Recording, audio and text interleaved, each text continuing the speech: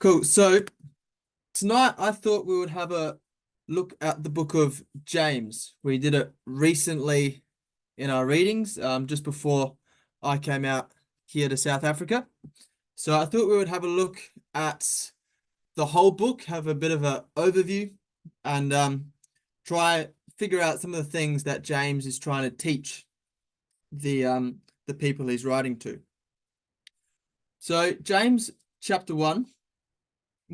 Verse 1, we find out who James is writing to. He's writing to the 12 tribes, Jewish believers scattered abroad. And now, Jews were very legalistic, which means that they adhered excessively to the law. What Jews did was that they took the law by the letter instead of by the spirit. Jews would go about and they would bring in extra laws in order to keep the law. Jews forced Gentiles to keep all aspects of the law. And Acts 15 is the Jerusalem conference, in which James plays a fairly key role in talking about why the Gentiles are accepted into the Jewish faith and what the Gentiles need to do, because the Jews were forcing these Gentiles to keep the law. The Jews had a great focus on outward appearance instead of inner beauty. And the Jews also very much had a big focus on works. So their ideology was that if I keep the law, then I'll be safe. I'll be saved. And they didn't have much focus on faith. So this is what the Jews were like, and this is the group of people that James is writing to. And what James is going to do is he's going to teach these people how to live the law, being a disciple of Jesus.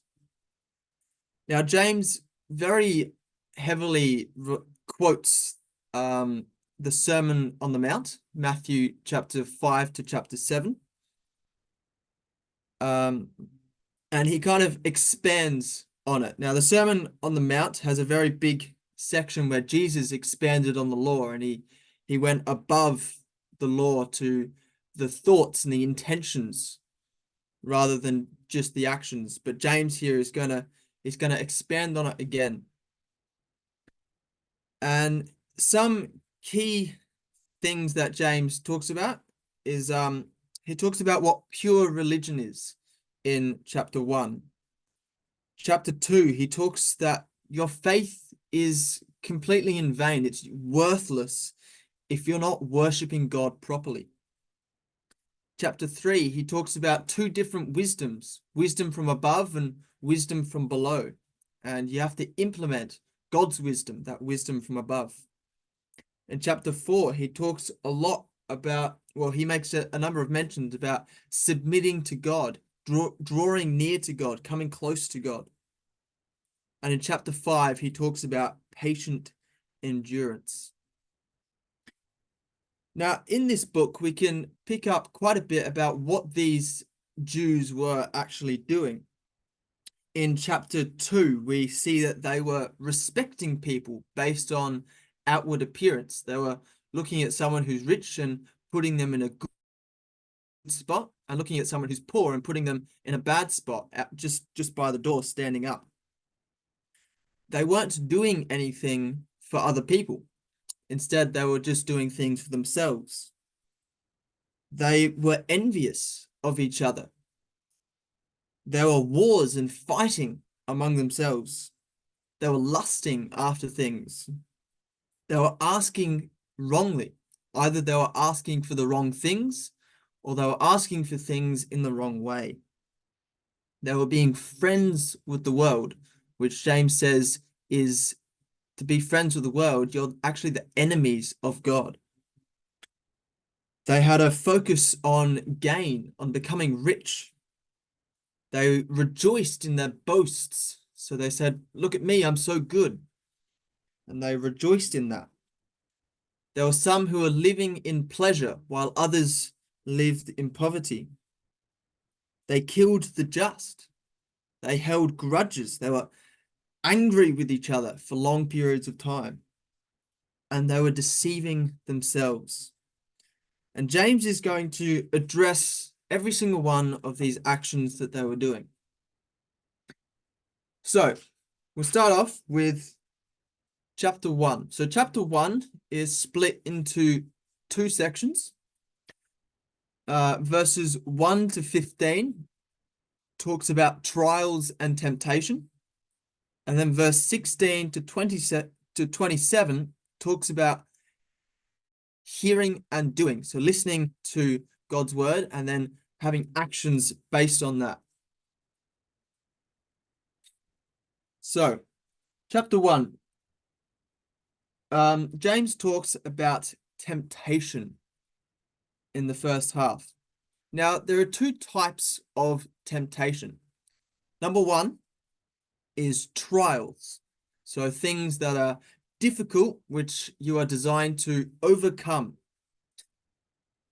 And the second type of temptation is temptations which lead to sin.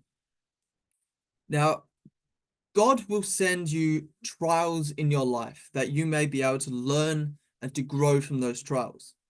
But God will never send temptations which cause us to sin. And so for trials and temptation, the two different types are both picked up in the Sermon on the Mount in Matthew 5. Matthew 5 verse 10 to 12 talks about those who are persecuted for righteousness' sake. So those who endure trials. And verses 21 to 48 talks about temptation to sin. And Jesus says that really your thoughts are sinful. And James has both of these trials here in James chapter 1 as well. So the trials he talks about is found in verses 1 to 4. And those temptations which cause us to sin, he talks about in verses 13 to 15. So that first temptation, the trials. So verse 2 of James chapter 1. Dear brothers and sisters, when troubles come your way, consider it an opportunity for great joy. Why? Why is that? Well, verse 3, he says, for you know that when your faith is tested, your endurance has a chance to grow. So let it grow, for when your endurance is fully developed, you will be perfect and complete, needing nothing. Now, there's a lot of quotes which talk about patience through trials. Romans 5 verse 3 to 4 says pretty much the exact same thing that James says here, that trials works patience. First of Peter 1 verse 7 talks about enduring trials that you can be found to praise and honor God. Hebrews 6 verse 12 talks about needing faith and patience in order to inherit the promises. And there's an example of Abraham waiting for his son. He had to wait a long time until the promise that God had given him was fulfilled in him having a son. And then 1 Peter 4 verse 13 to 16 talks about suffering for Christ. And just as Christ endured suffering, so will the followers of Christ endure suffering. And Acts 5 verse 41, we have an example of the disciples who suffered for Christ's sake, and they were glad that they were able to do that. And one I especially love is 1 Corinthians 4 verse 17, where it says that your affliction, your trial is light, and it's only for a moment. And in the future to come, there is a far more exceeding and eternal weight of glory. So nothing in this life, no trials we endure, can even be compared with what's to come in the future. And James himself says in verse 12 that God blesses those who patiently endure testing and temptation, for afterward they will receive the crown of life that God has promised to those who love him. And at the end of the book in James 5, he returns to this and he says that the Lord is soon to return. Be patient, hold out for that day. And he's got two examples in chapter 5, examples of prophets enduring trial. And in 2 Chronicles 36, verse 16, we have given to us the trial of the prophets. I'll just turn it up. 2 Chronicles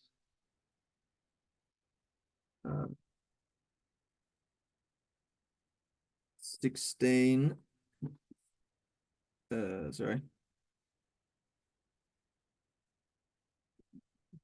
Sorry, 2 Chronicles 36, verse 16. 36, verse 16.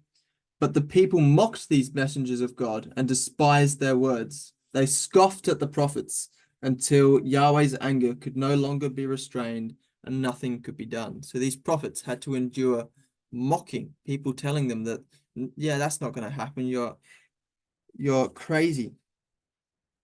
And then he also has the example of Job. And the story of Job is that he had a lot in the beginning, but he lost absolutely everything. And he was devastated for quite a period of time. But in the end, he was given twice as much as what he had at the start. So there's some examples of this patient endurance that we are needed. And the lesson that James is trying to make here is that you need to endure these trials and go through these hard times because they're given to us for a reason. God provides us with these trials for a reason. We have to use them, learn from them, and grow in the truth because of them. And obviously, if we see others going through trials, we need to be able to help them through the trials as well. And so he then goes, verse 13 to 15, a very important lesson that God will never tempt us to sin. Instead, it is our own fleshly thinking and fleshly nature which will cause us to sin. And then after this, he goes on to talk about hearing and doing. So this is also one of Jesus' teachings in hearing and doing. You see, there's action required in serving God. And in verse 27, he talks about pure and undefiled religion is this. So pure and genuine religion in the sight of God means caring for orphans and widows in their distress and refusing to let the world corrupt you. Now, Jesus has a parable, the parable of the sheep and goats found in Matthew 25. And this parable talks about the treatment of others and that you're either counted worthy or you're not counted worthy based on how you treat others. And the sheep here were so ingrained in helping others that they didn't even realize that that's what they had been doing. And in helping the least of these, they were actually doing that to Jesus. And in Matthew 7, on the Sermon on the Mount, Jesus says that you have to hear and do in order to enter the kingdom. And if you hear and do what Jesus says, then you're likened to a wise builder building his house on the rock. But if you hear and don't do, well, then you are like a foolish builder building your house on the sand. And as soon as some bad weather comes through, that house will not stand. So you need action, but also you need to not let the world corrupt you. So you can't just do good things because that's not enough. You need to then live a good life at all moments in time.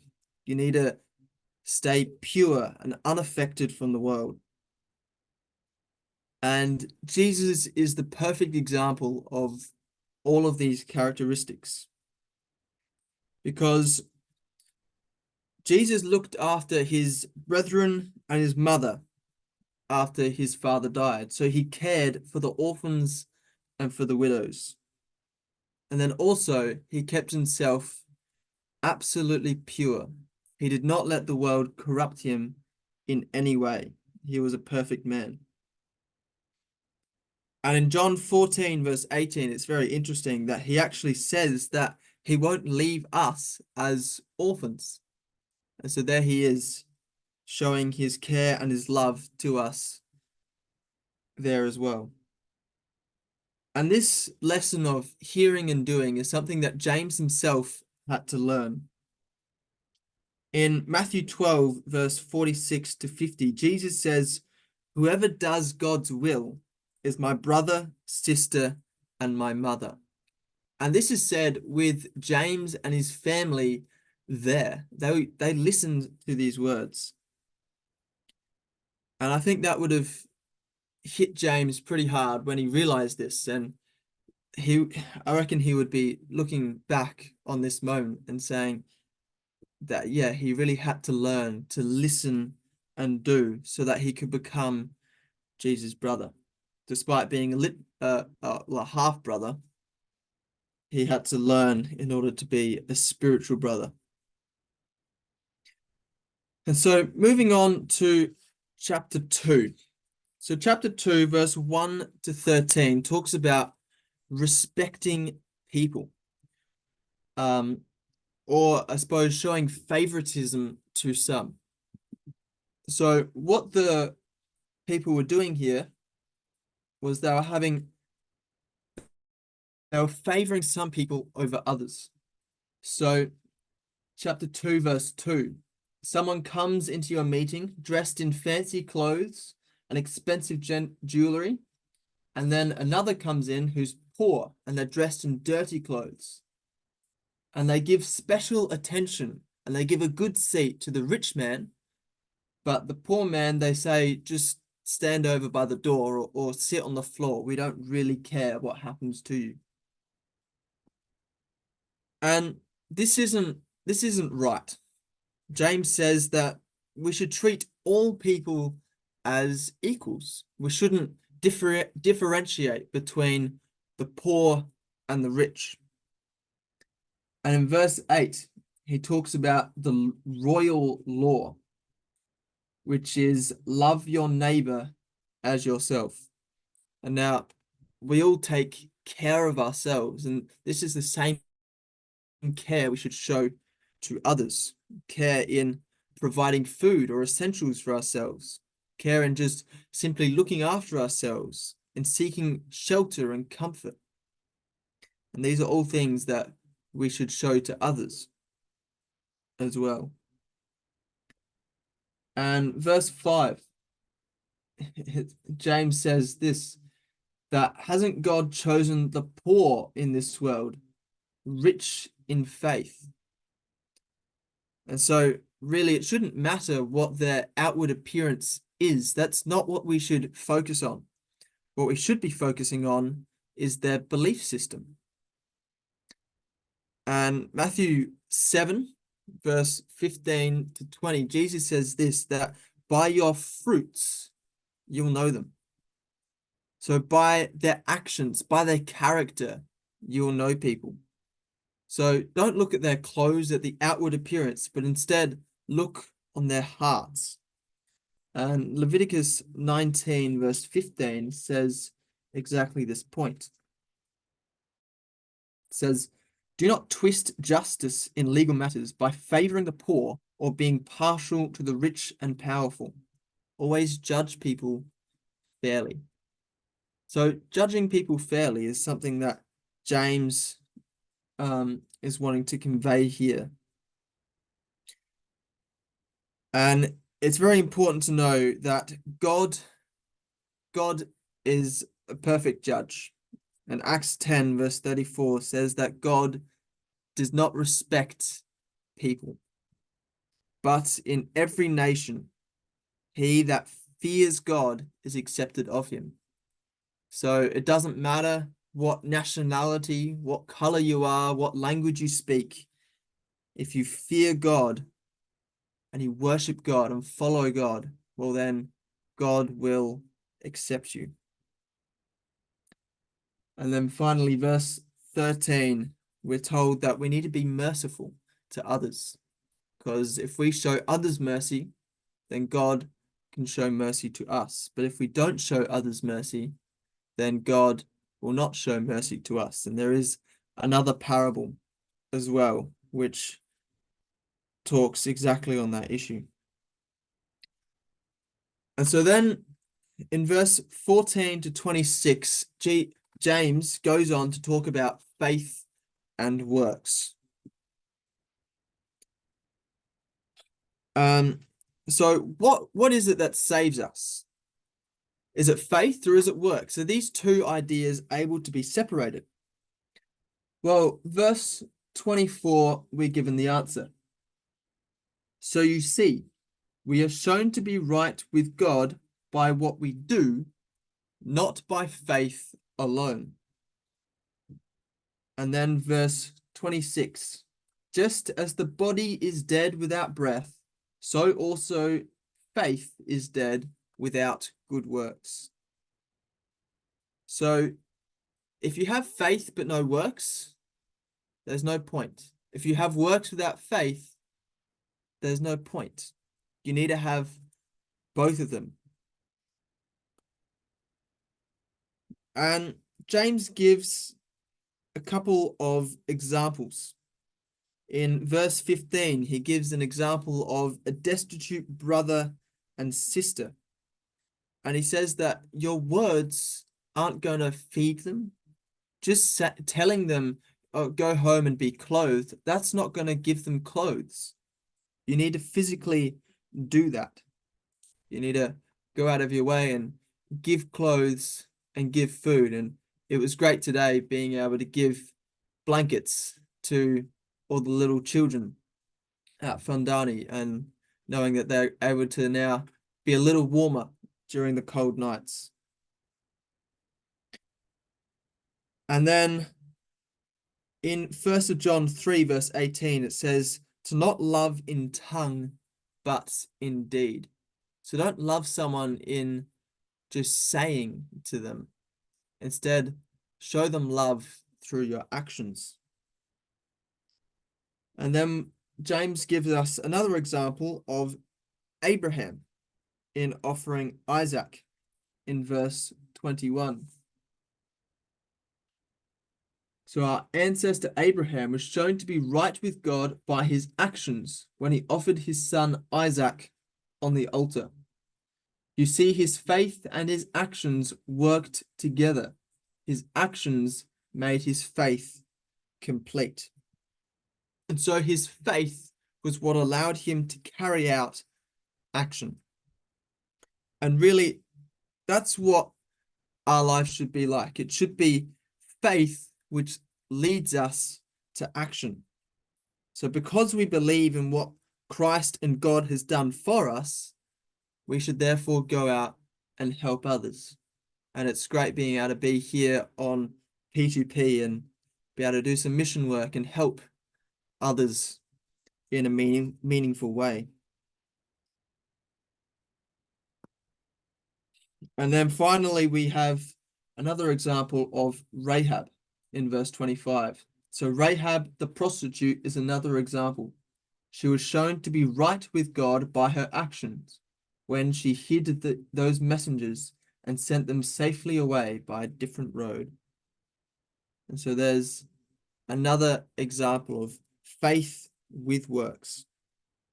And so there's no profit, there's no benefit to having works without faith. There is absolutely no use in that.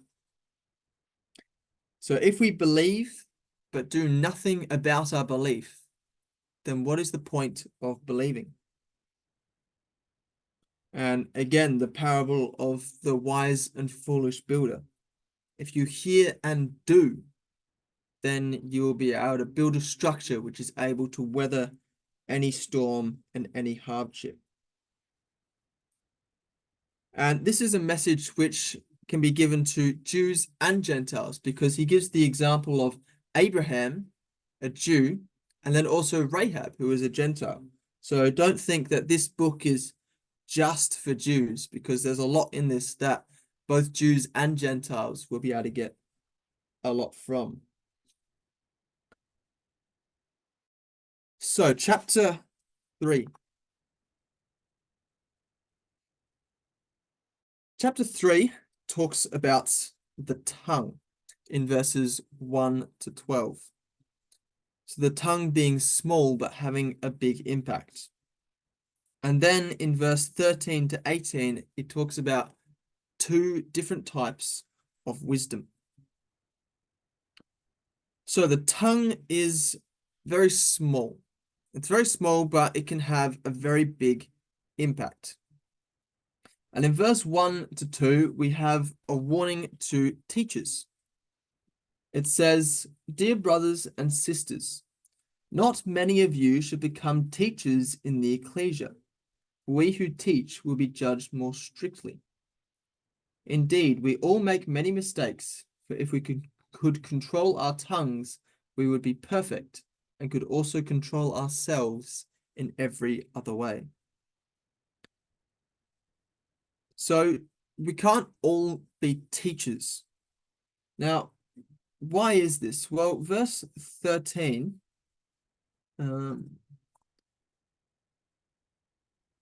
says that if you are wise and understand God's way, prove it by living an honorable life, doing good works with the humility that comes from wisdom. So we can't all be teachers. Instead, we need to be humble. So if we were all to be teachers, well, I don't think many of us would learn much, because you would be talking over me, I would be talking over you, and someone else would be talking over the both of us. And no one would be able to hear each other, and we wouldn't be listening to each other anyway to learn. Instead, we need to be humble and listening to others, in being able to learn from others. Something which I've been told many times is that everyone is able to teach you something. And so you need to look for, what is it that these people can teach me? What is it that I'm able to learn, and be humble in knowing that you don't know everything, and you are able to be taught in a lot of different ways. And there's a number of examples that James uses. So he uses an example of a horse. And in riding a horse, you put a bit and bridle in the horse's mouth. And this allows you to steer the horse in whatever direction you wish to go. And it can cause the horse to stop by pulling on the reins. The horse feels that in his mouth, and he comes to a stop. Another example is a rudder on a ship. So a small rudder makes a huge ship turn wherever the pilot chooses to go, even though the winds are strong. And so then finally, we have a tiny spark being able to set a great forest on fire. So the smallest match can make the biggest fire. And in Australia, we've got a lot of bushfires, and a lot of those fires were started just from a small little fire, which has spread and become a massive uncontrollable bushfire. And so all three of these examples are small things. So the bit in the horse's mouth, the bit compared to the horse is tiny. The rudder on a ship, it says a small rudder makes a huge ship turn. So these are absolutely tiny in comparison to the larger ship / horse. But the ship and the horse are able to be completely controlled by these small things. And so then the flame. For the tongue is a flame of fire. It is a whole world of wickedness corrupting your entire body. So the flame, it starts small, but eventually it becomes too big to control. And this is something which can be easily avoided if care is taken. So on really hot days, we in Australia have fire ban days, where it means you're not allowed to fire anywhere at all because there's too much of a risk of a little spark going and setting off a bushfire. And that's something which is able to help limit a lot of bushfires. And so the same here, if we're able to control our tongue, well, that will able to be to stop a lot of bushfires. And so, despite being a small part of the human body, the tongue is able to create either great help or great harm. And so, the tongue actually, you can do multiple things with one mouth. We've got examples of you can bless God with your mouth, and then with the same mouth, you're able to also curse man. So this is double-mindedness, which is mentioned in chapter 1. You see, our standards shouldn't change. In verse 11, it talks about a fountain.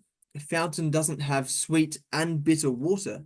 It just has one. It's either sweet or it's bitter. And so if we're going to go around and bless God, well, we can't go and curse man because that's mixing sweet and bitter water.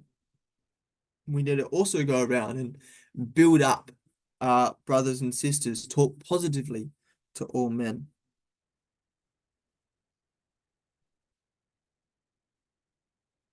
There's Proverbs 16, verse 32 to 33 says, if I find it, 16.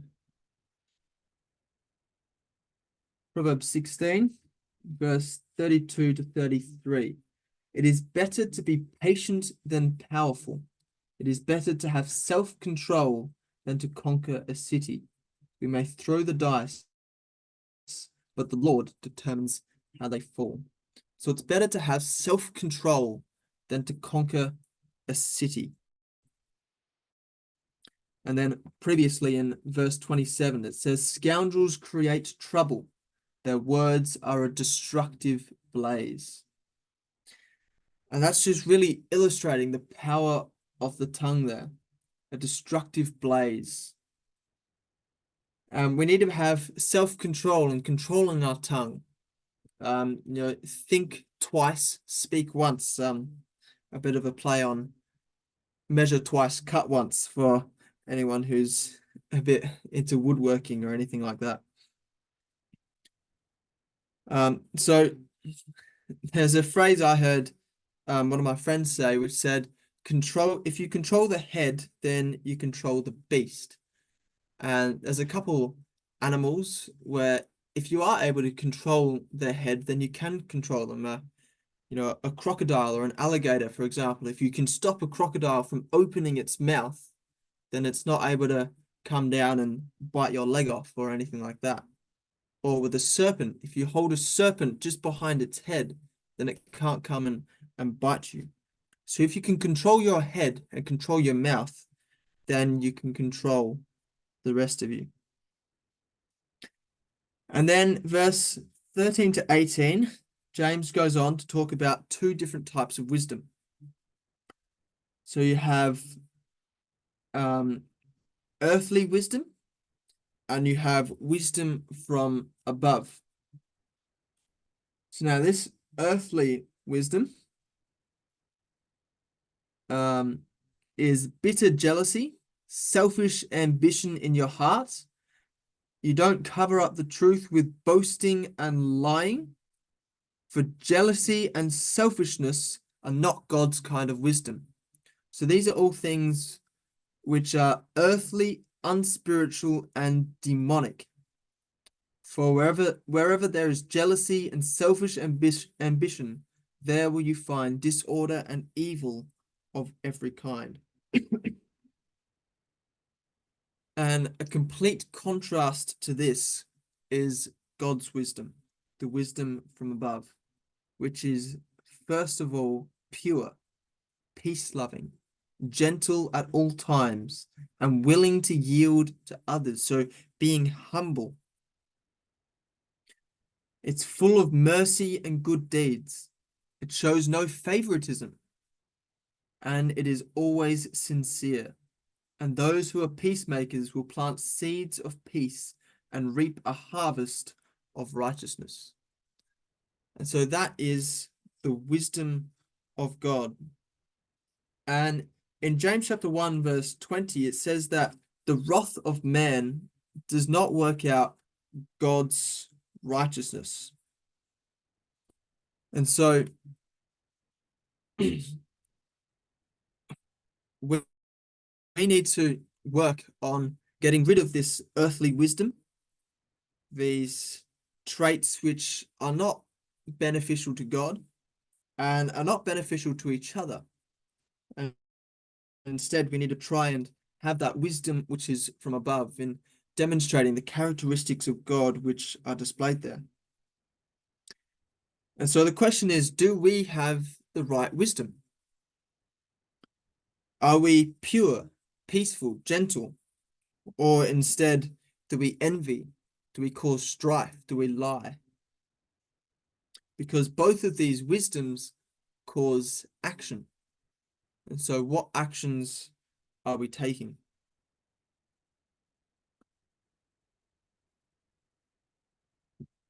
And so moving on to chapter 4.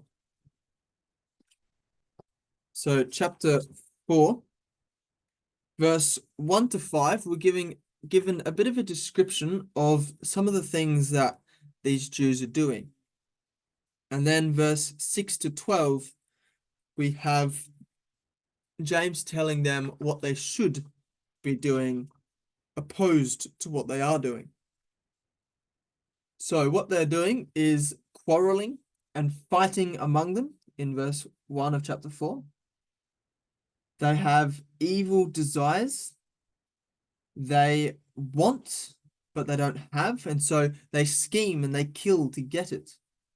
They're jealous of what others have, but they can't get it, so they fight and wage war to take it away from them. But you don't have what you want because you don't ask God for it. And even when you do ask, you get it, you don't get it because your motives are all wrong, because you want only what will give you pleasure.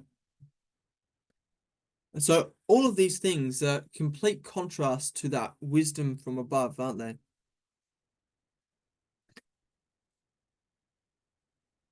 And so this really is the nature of man. It's lust, it's causing troubles, wars, strife, none of which are good things. And it talks about they're not getting things because they're not asking for them. Well, what aren't they asking for? Well, in 1 John 5, verse 14 to 15, it says that in order to ask, we need to ask according to God's will. And there's a number of things we can ask for which may not be according to God's will. So we need to make sure that what we're asking for is in accordance with God's will. But chapter 1, verse 5 of James says that if you need wisdom, ask our generous God and he will give it to you. So here is something that they should be asking God for, that wisdom from above, which was peaceful, pure, gentle, all of the things which they currently are not. So this is something that they really do need to ask God for. But they're not asking God this. Instead, what they're doing is they're asking for things only to please themselves, for things which aren't beneficial to God or to their brothers and sisters. They're only asking for things which are beneficial to themselves. And James says in verse 15 of chapter 4 that what you ought to say is, if the Lord wants us to, we will live and do this or that. And so there again, they need to keep God in the front of their minds in everything that they are doing. And James then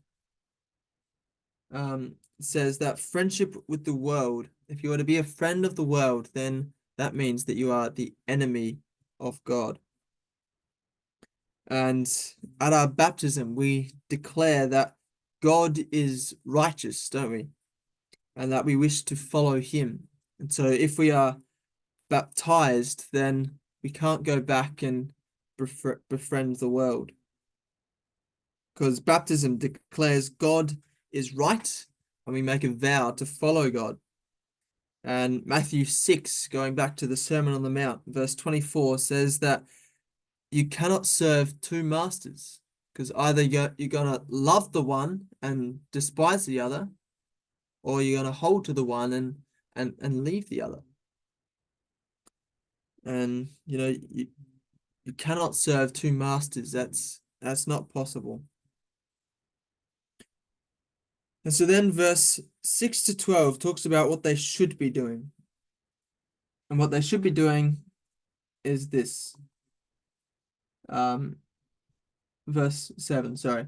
Humble yourselves before God. Resist the devil, and he will flee from you. Come close to God, and God will come close to you. Wash your hands, you sinners.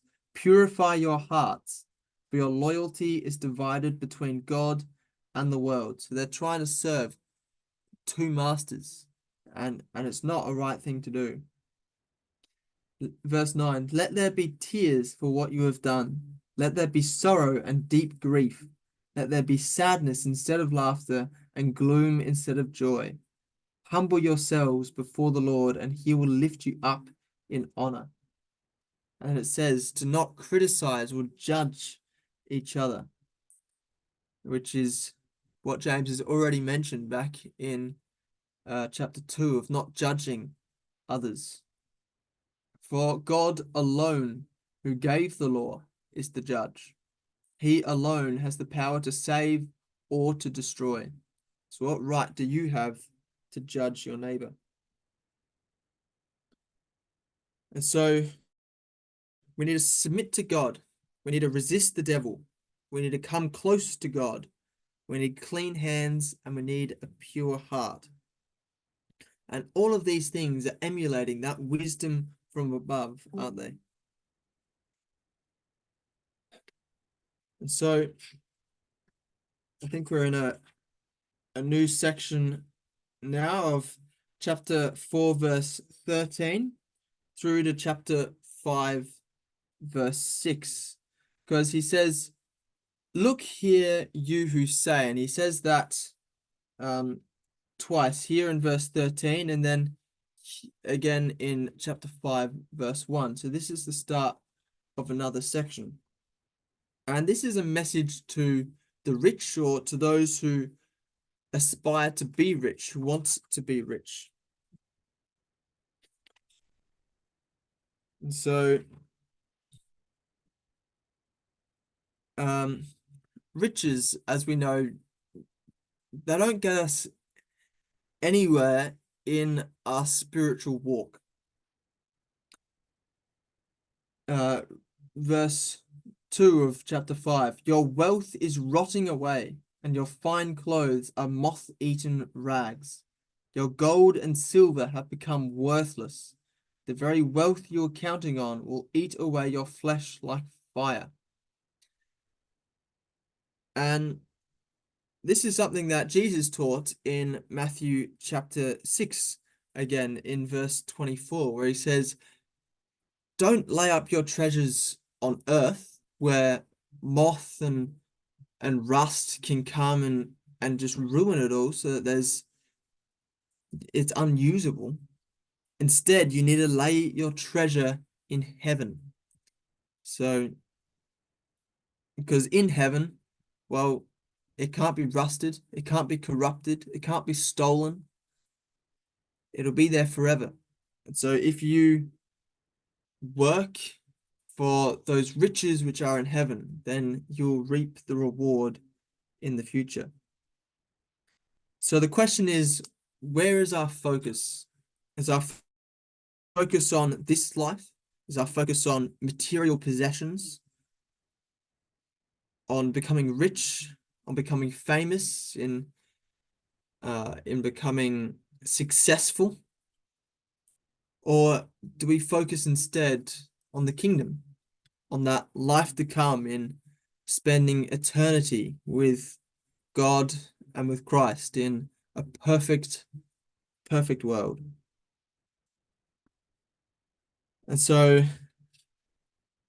after this section, James continues on in verse 7 to 12 of chapter 5, where he goes back to what he talked about in the start of chapter 1 about patient endurance. And says, patient, you need to be patient many times here in these uh, few verses. So he says, be patient as you wait for the Lord's return. And he gives an example of farmers who wait patiently for the rains in the fall and in the spring. They eagerly look for the valuable harvest to ripen. And so are we eagerly watching and waiting for Jesus' return? Are we watching so that when Jesus returns, we won't be caught unawares? Instead, we will be prepared and ready and willing to go with Jesus. So you too must be patient. Take courage, for the coming of the Lord is near.